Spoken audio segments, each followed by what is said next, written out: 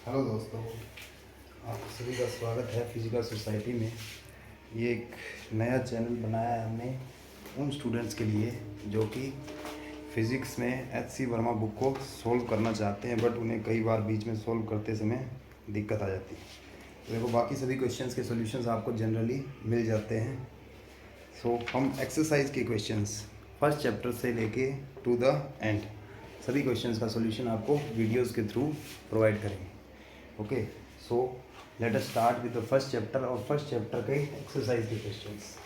Now first chapter का पहला exercise question जो आपसे पूछा गया है that is find the dimensions of linear momentum. अब लीनियर मोमेंटम की आपसे डायमेंशन पूछी गई है। लीनियर मोमेंटम आप 9th क्लास से पढ़ते आ रहे हैं दैट कि मोमेंटम जो होता है मास इनटू वेलोसिटी, इसको डिस्क्राइब किया जाता है। सो मास की डायमेंशन जो होती है दैट इज कैपिटल एम, और जो वेलोसिटी की डायमेंशन है दैट इज, देखो वेलोसिटी क्या होती है, डिस्टेंस अपॉन में टाइम, डिस्टेंस जो आप यूनिट टाइम में ट्रेवल करते हैं। सो डिस्टेंस की डायमेंशन क्या होती है, कैपिटल एल, और टी टाइम की डायमेंशन। सो आप वेलोसिटी की डायमेंशन क्या लिख सकते हैं, L T minus one, so M L T minus one. और देखो मोमेंटम का जो सिंबल होता है that is P, so P की जो आएगी dimension that is M L T minus one. Okay, now इसी क्वेश्चन का सेकेंड पार्ट, इसमें आपसे क्या पूछा गया है दैट फ्रीक्वेंसी देखो क्या होती है। फर्स्ट ऑफ ऑल कई लोगों को फ्रीक्वेंसी में थोड़ा डाउट रहता है, इसीलिए मैं हिंदी का वर्ड यूज़ करूँगा इसमें। फ्रीक्वेंसी जो होती है किसी चीज़ की बारंबारिता को बोलते हैं। बारंबारिता मीन्स कि वो अपने आप को कितने टाइम में रिपीट कर रही है, कितनी बार रिपीट कर रही है एक सेकेंड में। जैसे फॉर एग्जांपल कोई फ़ैन अगर रोटेशन ले रहा है, सो वो एक सेकेंड में अपने कितने चक्कर कंप्लीट कर लेता है, अपने कितने रेवोल्यूशंस कंप्लीट कर लेता है, उसको हम क्या बोलते हैं, फ्रीक्वेंसी। और इसकी जो फॉर्मूले के थ्रू जब हम इसको लिखते हैं, it is written as 1/t। So ये 1 टाइम, ठीक है। तो 1 कैपिटल टी, यानी कि t माइनस वन। देखो डायमेंशन के लिए यहाँ पे ये लगाने की जरूरत नहीं है। फ्रीक्वेंसी जो कि f से लिखी जाती है t माइनस वन, या न्यू से भी लिखा जाता है फ्रीक्वेंसी को। न्यू का सिंबल होता है ये। Okay, now the third question is, इसी में थर्ड पार्ट जो है दैट इज प्रेशर। आपसे प्रेशर पूछा गया है कि प्रेशर की डायमेंशन क्या होगी। देखिए प्रेशर क्या होता है, एक यूनिट एरिया में, अब जो मैं मार्कर चला रहा हूँ ना, एक यूनिट एरिया में, मान लो मैं इससे कुछ फोर्स लगा रहा हूँ, इसको दबा रहा हूँ यहाँ से, तो ये जो इसका एरिया है, इस एरिया पे, इसके यूनिट एरिया पे कितना फोर्स आप अप्लाई कर रहे हो। यूनिट आप मान लो कि 1 mm² ले लेते हो एक बार के लिए, और मैंने टोटल फोर्स जो लगाया इसके ऊपर 10 न्यूटन्स लगा दिए मान लीजिए, तो इसका फोर्स कितना हो जाएगा, 10 Newton upon 1 millimetre square, that is 10 Newton पर मिलीमीटर स्क्वायर। सो प्रेशर की यूनिट क्या होती है, फोर्स अपॉन एरिया। फोर्स की डायमेंशन क्या होती है, देखो फोर्स किस कैसे डिफाइन करते हैं हम, mass into acceleration, mass into acceleration. और मास की डायमेंशन क्या होती है, कैपिटल एम। एक्सेलरेशन की देखो चेंज इन वेलोसिटी, वेलोसिटी की डायमेंशन क्या है, L T minus one. So change in velocity पर यूनिट टाइम, तो आप एक बार टाइम से वो डिवाइड कर दोगे तो आपको क्या मिल जाएगी, L T minus two. So आप फोर्स की डायमेंशन क्या होती है, M L T minus two, और एरिया की डायमेंशन एल स्क्वेयर। तो आप इसको ऊपर लेके जाएंगे, प्रेशर को किससे डिनोट करते हैं, पी से ही लिखते हैं। एम को जब आप ऊपर लेके जाओगे, पावर 2 है तो -2 हो जाएगी, पहले 1 है तो -2 + 1 कितना हो जाएगा, -1 इंटू -2। ओके, सो ये हमारे फर्स्ट क्वेश्चन के 3 पार्ट सॉल्व हो गए हैं। नाउ देखिए आपको बहुत ही बेसिक तरीके से एक एक चीज़ बताएंगे हम इस वीडियो में, ताकि आपको कोई भी डाउट ना रहे और आप अपनी प्रैक्टिस में अच्छे हो जाएं, आप अपनी स्टडीज़ में अच्छे हो जाएं। देखिए फर्स्ट के 3 ही पार्ट्स थे, सो हम आ जाते हैं सेकेंड क्वेश्चन के ऊपर। सेकंड क्वेश्चन में आपसे पूछा है कि find the dimensions of angular speed. Angular speed की डायमेंशन आपसे पूछी है। ओके, और एंगुलर स्पीड क्या होती है, देखिए जब आप रोटेट कर रहे हैं तो पर यूनिट टाइम आप कितना एंगल कर रहे हैं। Okay, so delta theta upon, आपने मान लिए कि कुछ डेल्टा थीटा एंगल कवर किया डेल्टा टी टाइम में। और देखो थीटा की कोई डायमेंशन नहीं होती। अगर आपने ये चैप्टर पढ़ा हो फर्स्ट, तो आप इससे थ्योरी पढ़ोगे उसमें आपको मिलेगा कि एंगल की कोई डायमेंशन नहीं होती, इसकी सिर्फ यूनिट होती है। अगर आप 2 डायमेंशनल एंगल की बात कर रहे हैं तो उसकी यूनिट होती है रेडियन, लेकिन इसकी कोई डायमेंशन नहीं होती है। तो 1 अपॉन डेल्टा टी यानी कि टाइम, सो ओमेगा की जो डायमेंशन आ जाएगी दैट इज टी माइनस 1। और ये सेकेंड क्वेश्चन का हमारा फर्स्ट पार्ट हो गया। नाउ सेकेंड पार्ट है हमारा एंगुलर एक्सेलरेशन। एंगुलर एक्सेलरेशन को हम कैसे लिखते हैं, अल्फा से। अल्फा को कैसे डिफाइन करते हैं, चेंज इन एंगुलर वेलोसिटी पर यूनिट टाइम। तो जैसे आप सिंपल मैकेनिक्स में करते हो, एक्सेलरेशन को कैसे डिफाइन करते हैं, चेंज इन वेलोसिटी पर यूनिट टाइम। इसमें एंगुलर एक्सेलरेशन में चेंज इन एंगुलर वेलोसिटी पर यूनिट टाइम। अब ओमेगा की हमारे पास यूनिट क्या आई थी, टी माइनस 1 डायमेंशन आई है, टी माइनस 1 डायमेंशन आ गई और अपॉन टी एक बार और आ गया। सो अल्फा की डायमेंशन क्या हो जाएगी, T minus 2। Very good. Now the next question is torque. Torque को हम कैसे डिफाइन करते हैं, torque is defined as R cross F, R F sine theta N cap भी लगाते हैं, लेकिन यहाँ पे हम डायमेंशंस की बात करें तो डायमेंशन में इसका कोई रोल नहीं रहेगा। ठीक है, आप एन कैप मत लगाओ, इसमें कोई फायदा नहीं है। सो साइन थीटा क्या होता है, साइन थीटा जब आप किसी एंगल का इसमें सब्स्टिट्यूशन दोगे, एंगल को सब्स्टिट्यूट करोगे तो आपको कुछ न्यूमेरिकल वैल्यू मिलेगी, न्यूमरल्स मिलेंगे। सो न्यूमरल्स की कोई डायमेंशन नहीं होती है, सो सिर्फ इन दोनों के पास ही डायमेंशंस हैं। आर यहाँ पे क्या होती है, radial distance from the axis of rotation. So वो क्या होगी, बेसिकली एक लेंथ ही है, लेंथ इनटू फोर्स। फोर्स क्या होता है, देखो फोर्स ही होता है mlt माइनस 2। फोर्स क्या होता है, मास इनटू एक्सेलरेशन। सो अब आप इसको सॉल्व करेंगे तो ml2 t माइनस 2, टाउ की डायमेंशन क्या आ गई, ml2 t माइनस 2। इसमें देखो कई सारी डायमेंशंस सेम आएंगी आपकी। ओके, डायमेंशन बहुत सारी क्वांटिटीज़ की सेम रहती हैं आपस में। Now the next question is moment of inertia, D, moment of inertia, जिसको हम किससे लिखते हैं, आई से, moment of inertia I.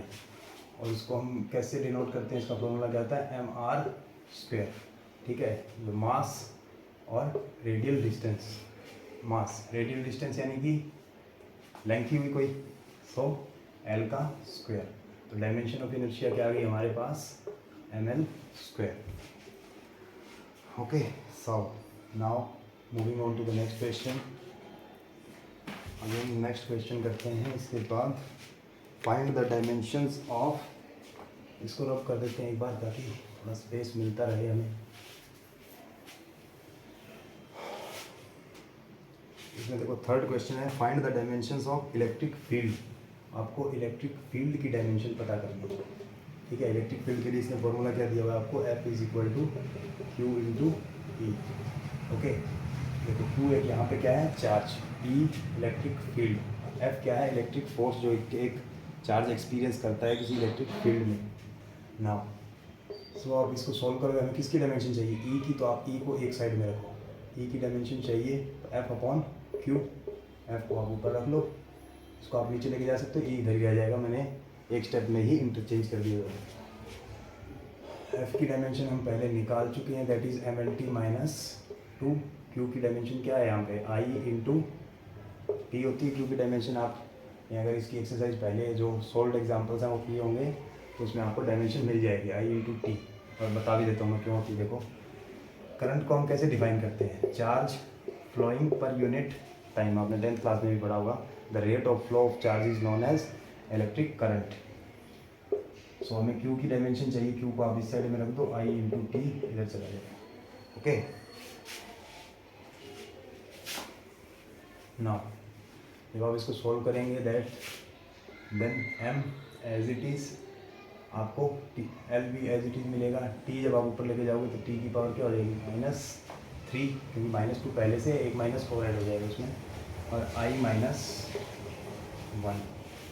Okay, now next question is magnetic field के लिए निकालनी है आपको डायमेंशन। फॉर्मूला क्या दिया है इसने, F is equal to Q into V into B. हमें किसकी चाहिए, मैग्नेटिक फील्ड की चाहिए, तो हम B को इस साइड रख लेते हैं राइट में, और बाकी सबको नीचे इधर शिफ्ट कर देते हैं। अब देखो इस फॉर्मूला में क्या चीज़ क्या एक्सप्लेन कर रही है। ये है magnetic force experience by any moving charge, और ये क्या है, जो चार्ज फ्लो कर रहा है, जिसके ऊपर फोर्स लग रहा है, और ये भी उसकी चार्ज की वेलोसिटी है, और बी जो है मैग्नेटिक फील्ड की इंटेंसिटी है उस पॉइंट के ऊपर। सो बी की डायमेंशन निकालनी है हमें। एफ की डायमेंशन क्या होती है, अभी हमने काफ़ी बार सॉल्व कर लिया इसको, MLT -2। क्यू की अभी पिछले क्वेश्चन में की थी आई इंटू टी, और वी जो वेलोसिटी है, वेलोसिटी की डायमेंशन क्या होती है, LT -1। जब आप इसको सोल्व करेंगे, m एक ही है यहाँ पे इक्वेशन में, तो पॉजिटिव लिख लो, l यहाँ पे भी है, यहाँ पे भी है, दोनों कैंसिल हो जाएंगे। उसके बाद t की पावर यहाँ -2 है, यहाँ -1 ऊपर जाएगा तो +1, सो -1 बच जाएगा, क्योंकि -2 पहले से है, माइनस प्लस का जाके एक माइनस को हटा देगा वहाँ से। MT -1 I -1 आ गई। Okay, now next question is, इसके बाद इसने बोला है कि थर्ड क्वेश्चन में मैग्नेटिक परमिएबिलिटी म्यू नॉट की डायमेंशन निकालिए। आपको फॉर्मूला दिया गया है B is equal to mu naught I upon में 2 पाई A। ठीक है, देखिए यहाँ पे B जो है मैग्नेटिक फील्ड है, I इलेक्ट्रिक करंट है। ये फॉर्मूला एक्चुअली में देखो होता किसके लिए है, किसी भी सर्कुलर जो चार्ज होता है ना, कोई मान लो सर्कुलर ऐसे इलेक्ट्रिक करंट किसी में फ्लो कर रहा है, मान लो कोई सर्कुलर रिंग है ऐसे, तो उसकी वजह से एक पॉइंट के ऊपर मैग्नेटिक फील्ड होता है। ठीक है, सो नाउ अब हमें चीज़ चाहिए किसकी है, म्यू नॉट की, तो हम म्यू नॉट को एक साइड में रख लेते हैं, बाकी सबको इधर उधर शिफ्ट कर देते हैं। B into 2 pi A upon I यही रहेगा ना। हमें म्यू नॉट की डायमेंशन चाहिए, इट मीन्स हम थोड़ा सा ऊपर स्पेस बना लें यहाँ पे, म्यू नॉट को ब्रैकेट में लिखा, देन B मैग्नेटिक फील्ड का डायमेंशन अभी जो हमने सोल्व किया क्या है, MT -1 I -1। देखो 2 पाई क्या है, कांस्टेंट है, इसकी कोई डायमेंशन नहीं होती है। A जो है यहाँ पे डिस्टेंस है, ठीक है, सेंटर से, ये उसकी रेडियस होती है एक्चुअली में। ठीक है, L तो लेंथ की होती है, रेडियस एक I जो है करंट की डायमेंशन I ही होती है। सो जब आप इसको सोल्व करोगे, M और बाकी सबको सोल्व करो, M L आ गया इधर से एक, तो ML इधर से L T -1 I की पावर -1 ऊपर जाएगी तो -2। म्यू नॉट की आपको डायमेंशन मिल गई, ML T -1 I -2। नाउ अभी हमारे 3 क्वेश्चन सॉल्व हो चुके हैं। नाउ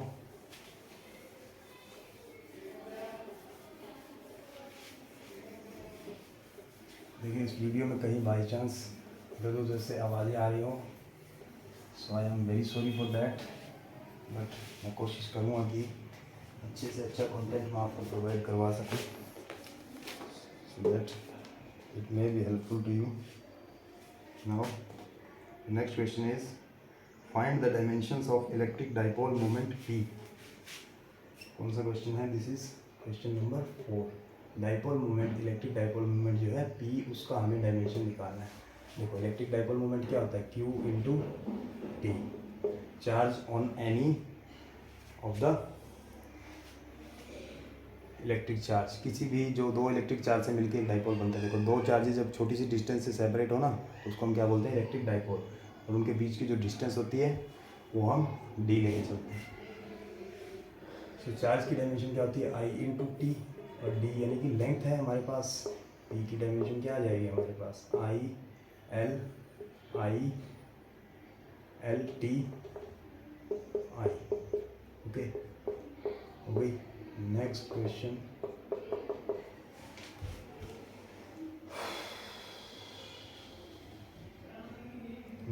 है, इसमें पूछा इसने magnetic dipole moment m।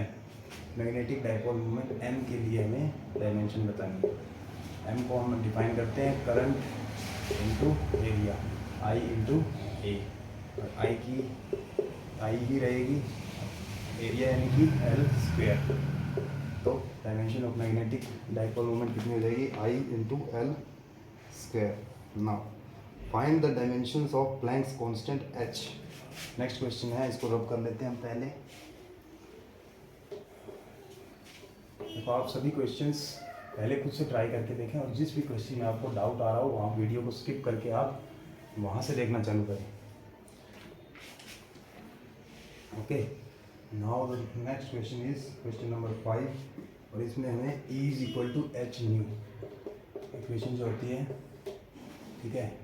Energy of the photon is defined as Planck's constant into the frequency of that photon, या frequency of the light. So E की डायमेंशन क्या होती है, ml2t-2, पहले काफ़ी बार कर चुके हैं हम। So is equal to H, nu को हम नीचे ले आएंगे, फ्रीक्वेंसी की डायमेंशन क्या होती है, t-1। सो एच की डायमेंशन हमारे पास क्या आ जाएगी, ml2t-3। हो गया सॉल्व।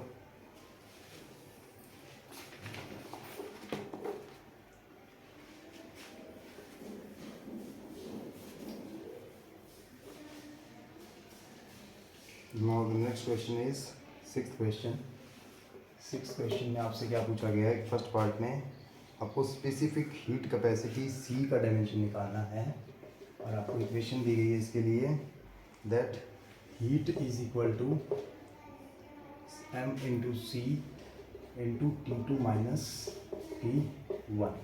ओके, C जो है स्पेसिफिक हीट कैपेसिटी है, और m जो है मास है, और Q जो है हीट एनर्जी है।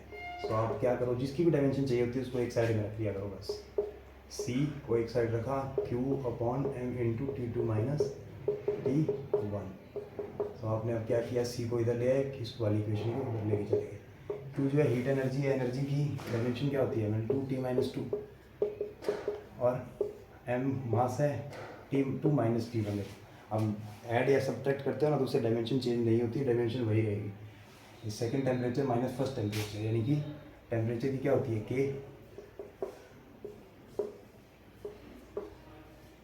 तो आपको C की डायमेंशन क्या मिलेगी, m से m कैंसिल हो गया, तो m लिखने की ज़रूरत नहीं है, L2t-2 K-1 ये dimension. Now in the second part,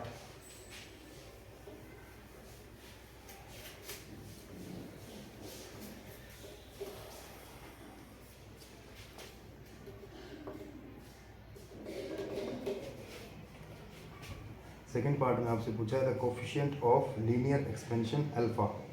जो लीनियर एक्सपेंशन का कोफिशिएंट होता है अल्फा, उसकी हमें डायमेंशन निकालनी है। इक्वेशन क्या दी है, length at any temperature T should be equal to L0 into 1 plus alpha delta T। अब इसको डेल्टा T भी लिख सकते हो, देखो temperature change in temperature T2 minus T1 दे रखा आपको। नाउ अब हम जब इसको सॉल्व करेंगे, हमें किसकी चाहिए, अल्फा की चाहिए। तो आप इक्वेशन को देखो, ज़्यादा आसान बनाना चाहते हो तो ऐसे कर लो, L2/L1 is equal to 1 plus alpha delta T। या इसको एक तरीके से और भी कर सकते हो, देखो दोनों मेथड करके दिखाता हूँ आपको साइड बाई साइड, ठीक है। फर्स्ट स्टेप में आप ऐसे कर सकते हो, या फिर इसको ऐसे कर सकते हो, LT इज इक्वल टू, आप इसको अंदर मल्टीप्लाई करेंगे तो क्या हो जाएगा, L0 plus alpha L0 delta T। Okay, और जब आप इस तरीके से करेंगे तो आपको 1 इधर लेके आना पड़ेगा पहले, LT/L0 minus 1 is equal to, हमें किसकी चाहिए, अल्फा की डायमेंशन चाहिए, तो डेल्टा T को हम पूरी इक्वेशन में 1/डेल्टा T हम मल्टीप्लाई कर सकते हैं। ये AT नहीं है, डेल्टा T देखो। और इस वाली इक्वेशन में अगर करेंगे तो LT माइनस L0, हमें अल्फा की चाहिए इधर में, और अल्फा के बाकी जो मल्टीप्लाई में उसको नीचे मल्टीप्लाई कर सकते हैं, L0 into delta T. Okay, जब आप इसको सोल्व करेंगे तो देखो dimension L T minus L0 upon L0 into 1 upon delta T is equal to alpha. देखो लेंथ है, ये लेंथ में से लेंथ माइनस करो, ये लेंथ आएगी, ये भी लेंथ ही है तो कट जाएगी। तो 1 अपॉन डेल्टा टी क्या है, टेम्परेचर, यानी कि 1 upon K is equal to alpha. अल्फा की डायमेंशन क्या आ गई हमारे पास, के माइनस 1। इधर से जब आप सोल्व करोगे length minus length upon length, ये लेंथ कट जाएगी, इधर से भी alpha is equal to 1 upon delta T, alpha is equal to K minus 1। Dimension क्या आई हमारे पास, के माइनस 1। आप दोनों तरीके से कैसे भी आपको अच्छा लगे वैसे सोल्व कर सकते हो।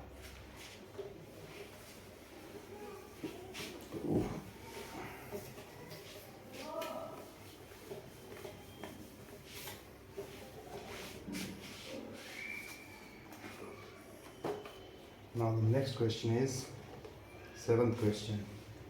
सेवन्थ क्वेश्चन में आपको बोला गया है, देखो कि आप फोर्स लेंथ और टाइम को अगर आप फंडामेंटल क्वांटिटीज़ कंसीडर करते हैं, देन डेंसिटी, प्रेशर, मोमेंटम और एनर्जी की डायमेंशंस क्या हो जाएंगी। और देखो अगर आप डायमेंशन जो फंडामेंटल क्वांटिटीज़ हैं कौन कौन सी हैं, हमारी 7 है। देखो mass, length, time, current, electric current, temperature, amount of substance and last one is luminous intensity। इतनी ही है हमारे पास बेसिक, क्योंकि इन सभी की फॉर्म में हम बाकी को एक्सप्रेस कर सकते हैं, इसलिए हम इनको फंडामेंटल कंसीडर करते हैं। ओके, सो अगर हम फोर्स को बेसिक मान लेते हैं, मान लीजिए फोर्स को हमने क्या ले लिया, एक बेस क्वांटिटी ले लिया, इसके साथ साथ लेंथ और टाइम को भी हमने लिया है, फोर्स, लेंथ एंड टाइम। अब आप फोर्स को जब बेसिक मान लेते हो, इट मीन्स मास जो है हमारा यहाँ से बेसिक फिर नहीं रहेगा। क्योंकि देखो क्यों नहीं रहेगा, क्योंकि फोर्स को हम किसकी फॉर्म में एक्सप्लेन करते हैं, वैसे mass into acceleration, mass into acceleration. और जब आप फोर्स को बेसिक मान रहे हो तो फिर मास को बेसिक नहीं मान सकते। मास फिर क्या हो जाएगी, डिराइव्ड क्वांटिटी। मास फिर क्या हो जाएगा हमारा, तो हम फोर्स को बेसिक माने तो इसको एफ लिख सकते हैं, mass is equal to force upon acceleration, यानी फोर्स का एफ लिख लेते हैं, एक्सेलरेशन क्या होता है एल टी माइनस 2, तो अपॉन एल टी माइनस 2, इधर एल टी माइनस 2, और कितना हो जाएगा F L minus 1 T 2। Okay, अब हम इस क्वेश्चन को आगे सोल्व करते हैं। देखो ए, फर्स्ट डेंसिटी निकालनी है। डेंसिटी में हम क्या करते हैं, density is defined as mass per unit volume. तो मास हमारा क्या डायमेंशन आ गया मास का, और फोर्स की फॉर्म में F L minus 1 T 2 over जो वॉल्यूम एल की पावर 3। तो इसका मतलब डेंसिटी क्या होती है, रो होता है डेंसिटी का सिंबल। सो अब आप इसको लिख दो, एफ एल 3 ऊपर जाएगा तो माइनस का हो जाएगा F L minus 4 T 2। Okay, now इसी का सेकंड पार्ट,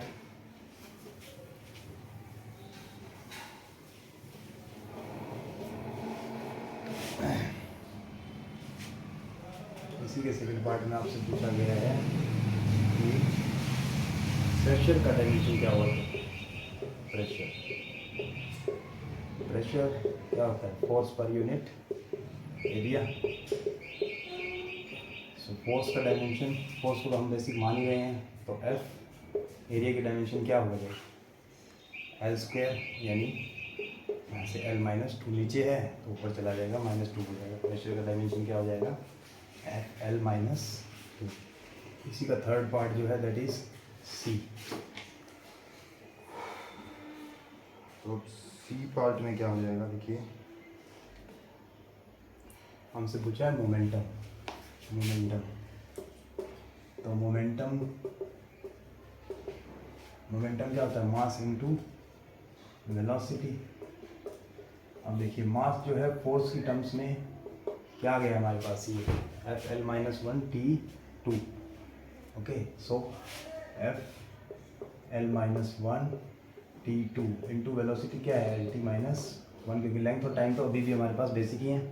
सो एफ एल से एल कैंसिल हो जाएगा, टी यहाँ से टू है, यहाँ से माइनस वन है, तो प्लस वन बच जाएगा, यानी एफ इंटू टी ही बच जाएगा directly. So now fourth part D. D में आपसे क्या पूछा है, एनर्जी। एनर्जी की डायमेंशन फिर क्या रह जाएगी, एनर्जी को आप कैसे डिफाइन करते हैं, एम जी एच से भी डिफाइन कर सकते हैं, हाफ एम वी स्क्वायर से भी कर सकते हो। एनर्जी की डायमेंशन वही रहने वाले, आप किसी भी एनर्जी की बात कर रहे हो, हाफ एम वी स्क्वायर ले लेते हैं हम।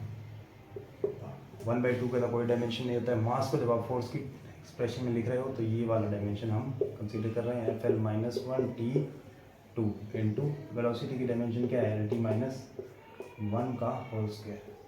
अब इसको जब सोल्व करोगे, F L minus one T two into L square T minus to, F L minus one है, यहाँ से टू है, एल बच जाएगा, टी स्क्वायर है, यहाँ से टी स्क्वायर कैंसिल हो जाएगा, एफ इंटू एल आपके पास बच जाएगा। एनर्जी की डायमेंशन फोर्स की टर्म्स में फोर्स इंटू लेंथ हो जाएगी। Now the next question is 8th question. आप हर क्वेश्चन से पहले वीडियो को पॉज करके एक बार खुद से सोल्व करके देखो, ताकि आप अच्छे से कर पाओ, आपका थोड़ा सा इम्प्रूवमेंट हो जाए।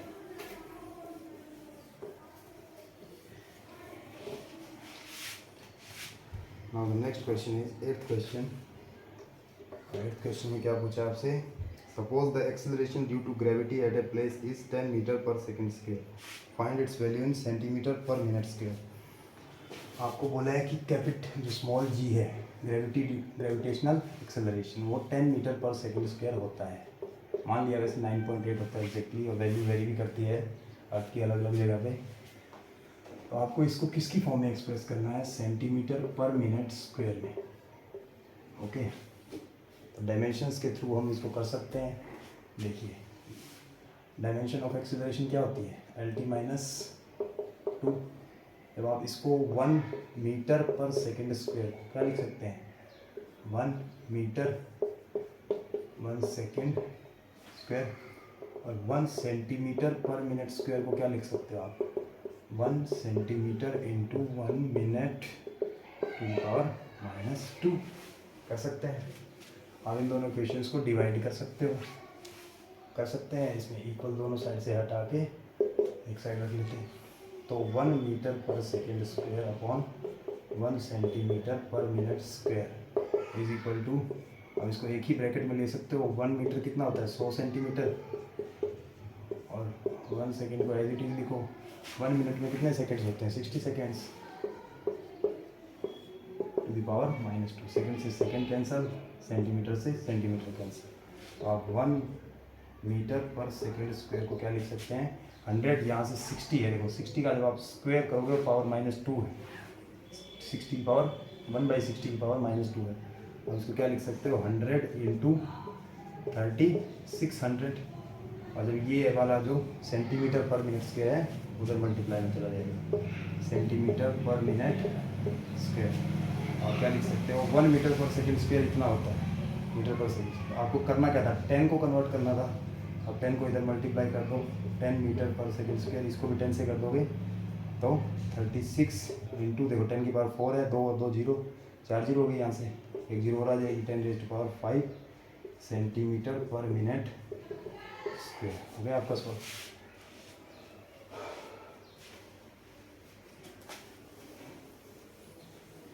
जब आप जितने कंसेप्ट अच्छे से अपने बोल्ड करोगे, आपके क्वेश्चंस उतने ही जल्दी सॉल्व होंगे, और आपके चांसेस किसी भी एग्जामिनेशन में सेलेक्ट होने के बढ़ते रहेंगे। फल की चिंता मत कीजिए, कर्म करते रहिए, आपको फल जरूर मिलेगा। Now next question is 9th question है, the average speed of a snail. किसी स्नेल की जो एवरेज स्पीड है, स्नेल क्या होता है, घेंगा होता है, जो घेंगे की स्पीड जो है वो एवरेज स्पीड दे रखी है इसमें, V average of a V of snail लिख लेते हैं ताकि कंफ्यूजन ना हो। कितना दे रखा है 0.020 माइल्स पर आवर। और इसके साथ साथ क्या दिया हुआ है, and that of A leopard is 70 miles per hour. और किसी लियोपार्ड जो है, लेपर्ड यानी क्या होता है लेपर्ड, तेंदुआ, और वी ऑफ लेपर्ड जो दे रखी है जो 70 माइल्स पर आ रहा है। अब आपको क्या करना है, इसको इसमें चेंज करने के लिए बोला है, क्या करने के लिए बोला है, कन्वर्ट दी speeds into SI units. SI unit क्या थी स्पीड की, मीटर पर सेकंड में कन्वर्ट करने को बोला। देखो 1 माइल जो होता है अप्रोक्सीमेटली आप उसको 1600 मीटर्स ले सकते हो, ठीक है। हम 1600 मीटर ले सकते हैं, वैसे कुछ ज़्यादा होता है इससे, ठीक है।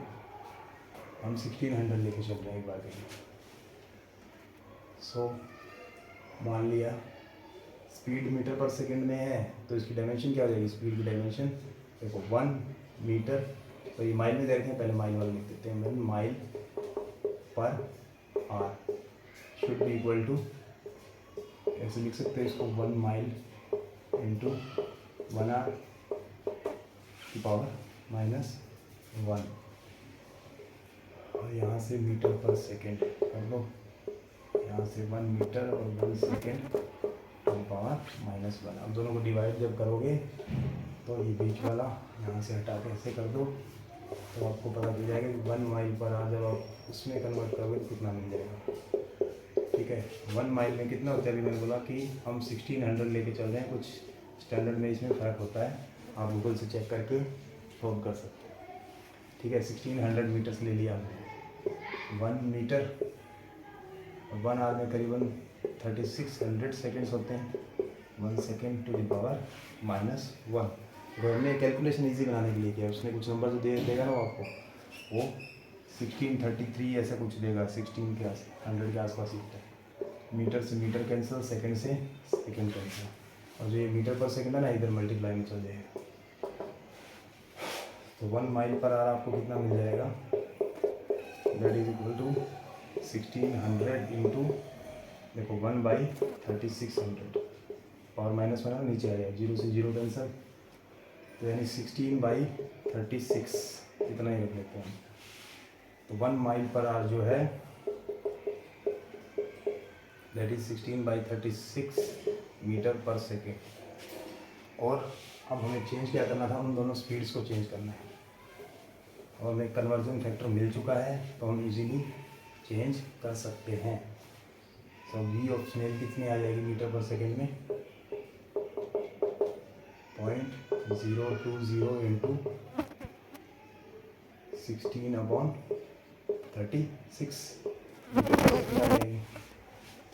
और इसको जब सोल्व करोगे यहाँ से 1000, तो 4 4 जा 16, 4 9 जा 36, यहाँ 0 से 0 कैंसिल, एंड अब 2 से कैंसिल करेंगे इसको, ये आएगा 50, दोबारा से 2 से करेंगे तो 25। So 2/v of snail is equal to 2/1 में 25 इंटू 9, 25 को 9 से मल्टीप्लाई करोगे कितना आएगा, 225 मीटर पर सेकेंड। आप इसको यहाँ भी छोड़ सकते हो, आप इसको एग्जैक्ट भी कैलकुलेट कर सकते हो। दिस इज अपॉन, इसे अप टू यू, मैं इतना ही कर रहा हूँ क्योंकि कैलकुलेटर का यूज़ नहीं करें। अब हमें नेक्स्ट क्या करना था, वी ऑफ लेपर्ड की स्पीड को कैलकुलेट करना है। 70 इंटू कन्वर्जन फैक्टर क्या है हमारे पास, 16 इंटू 36 मीटर पर सेकेंड। आप इसको सोल्व करोगे तो 2 से 4 से कट रहा है, 4 4 16, 4 9 36, 17 इंटू 4, 7 इंटू 4 28, 280 अपॉन 9, 9 3 जा 27, यहाँ से 1 बचेगा, 10 9 1 जा 9, 1 बचेगा, 10 9 1 जा 31.1 मीटर पर सेकेंड के आसपास है। तो हम ये आंसर आपका हो सकता है अच्छी वजह से मैच ना करें, क्योंकि हमने जो एग्जैक्ट वैल्यू नहीं ली है, उसी वजह से मैच हो सकता है, कुछ पॉइंट्स में डिफरेंस आ जाए। Okay, now the next question is,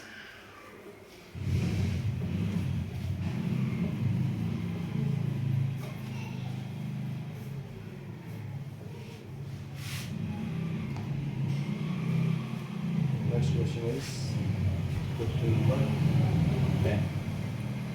The height of a mercury column in a barometer in Calcutta laboratory was recorded to be 75 centimeters.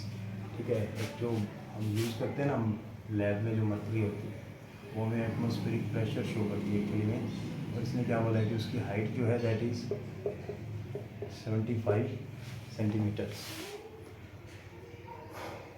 और जो स्पेसिफिक ग्रेविटी दे रखी है इसमें इसकी स्पेसिफिक ग्रेविटी मरकरी की दे रखी है 13.6. देखो स्पेसिफिक ग्रेविटी होती क्या है, आपको पता है तो अच्छी बात है, लेकिन नहीं पता है तो ज़रा ध्यान से सुन लीजिएगा. जब भी आप किसी भी ऑब्जेक्ट की density as compare to water define करते हैं, हम दोनों का रेशियो जब डिफ़ाइन करते हैं, ठीक है, जैसे ये स्पेसिफिक ग्रेविटी आपको दे रखी है ना, इसका मतलब क्या है कि स्पेसिफिक ग्रेविटी जो किसी भी सब्सटेंस की होती है, जनरली वाटर के स्पेसिफिक ग्रेविटी ऑफ, हम यहाँ पे मर्करी ले लेते हैं सीधा H G, specific H G ले लेते हैं, ठीक है, स्पेसिफिक जी ले लेते हैं इधर, जी स्पेसिफिक ऑफ मर्करी. तो ये हो गई density of mercury upon density of mercury over density of water. अब वाटर की डेंसिटी कितनी होती है आपको पता होगा, 1000 होती है, 1000 kg पर मीटर क्यूब. यानी इस स्पेसिफिक ग्रेविटी से हम क्या निकाल सकते हैं, जो इसका ओरिजिनल डेंसिटी निकाल सकते हैं. तो कैसे निकालेंगे, डेंसिटी ऑफ एच जी और मल्टीप्लाई कर दें, निकालना है हमें, तो रो ऑफ वाटर से मल्टीप्लाई कर देंगे. ये कितना दे रखा है आपको 13.6. डेंसिटी ऑफ वाटर कितनी होती है 1000, आपके पास कितनी आ जाएगी 13,600 kg पर मीटर क्यूब. यानी 1 मीटर क्यूब में अगर आप डेंसिटी फिल जो मर्करी फिल करते हो तो उसका वजन कितना हो जाएगा 13,600 किलो. नाउ अब जो डेंसिटी ऑफ वाटर दे रखी है, जिसके बाद जी दे रखा है आपको, और वो क्या करना है, इसको प्रेशर को एसआई और सीजीएस यूनिट दोनों में ही कैलकुलेट करना है. ओके, और जो फॉर्मूला है प्रेशर का that is rho G H. Pressure is equal to rho G H. तो हम पहले एसआई में इस प्रेशर को कैलकुलेट कर लेते हैं, फिर सीजीएस में चेंज कर लेंगे. रो कितनी है हमारे पास 13,600 एसआई में दे रखी है. जी की वैल्यू 10 ले लेते हैं एसआई में. एच की वैल्यू 75 सेंटीमीटर्स है, इसको मीटर्स में कन्वर्ट कर दो, 100 से डिवाइड कर देंगे. 1 मीटर में कितने होते हैं 100 सेंटीमीटर, 75/100 दैट इज़ 0.75. यहाँ से 0 से 0 कट, ये वाली 0 यहाँ से कट. अब आप इसको मल्टीप्लाई कर लो, 1360 इंटू 75, तो 136 इंटू 75 मल्टीप्लाई जब करोगे तो 5 6 या 30, 5 3 या 15 और 3 18, 5 1 या 5 और 1 6, 7 6 या 42, 7 3 या 21 और 4 25, 2 7 1 या 7 और 2 9 0 0 7 and 5 12, 10,200. ठीक है, 200 इतनी जीरो आ गई. हमने 136 को 75 से किया, एक जीरो यहाँ से पहले से है, तो एक जीरो ये आ जाएगी. अब आप इसको क्या लिख सकते हो 10 इंटू 10⁴ न्यूटन पर मीटर स्क्वेयर. कैसे यूनिट फोर्स की प्रेशर की क्या होती है न्यूटन पर मीटर स्क्वेयर. अब जब आप इसको चेंज करेंगे सीजीएस प्रेशर में, तो देखो एक सीजीएस प्रेशर जो होता है ये 1 एसआई प्रेशर होता है, यानी न्यूटन पर मीटर स्क्वायर, वो 10 सीजीएस प्रेशर के बराबर होता है. ठीक है, आप इसको डायमेंशन वाले मेथड से चेक भी करके देख सकते हो. ठीक है, तो आपका ये प्रेशर सीजीएस में कितना हो जाएगा, इसको एक 10 से और मल्टीप्लाई कर दो, कितना आ जाएगा 10 इंटू 10⁵ सीजीएस प्रेशर, या आप इसको क्या बोल सकते हो डाइन पर सेंटीमीटर स्क्वायर. फोर्स की जो यूनिट है वो सीजीएस में क्या होती है डाइन. आप सभी लोगों का धन्यवाद इस वीडियो को देखने के लिए, और आई होप सो कि आप आगे भी अगर आपको ऐसा कंटेंट चाहिए, ऐसे ही हेल्प चाहिए, तो आप इसमें कमेंट्स में लिख सकते हैं. A lot of thanks, bye.